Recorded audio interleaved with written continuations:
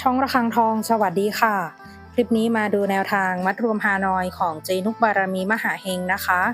ฉบับนี้เป็นแนวทางประจำวันที่ 25 กันยายน 2568 ค่ะ มัดรวมฮานอยวันนี้นะคะเจให้เด่นที่ 7 ฟันที่ 7 ค่ะ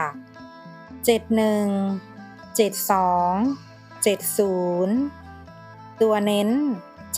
73 ชุด 3 ตัว 876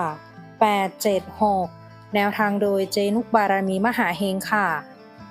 แนวทางมีเข้ามีหลุดนะคะ ถ้าใครเห็นเลขและชอบค่อยตาม แต่ถ้าไม่ชอบปล่อยผ่านก่อนได้เลยค่ะ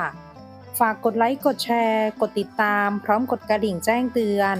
เพื่อที่จะไม่พลาดคลิปใหม่ๆจากช่องระฆังทองด้วยนะคะ ขอบพระคุณทุกท่านที่เข้ามารับชมค่ะ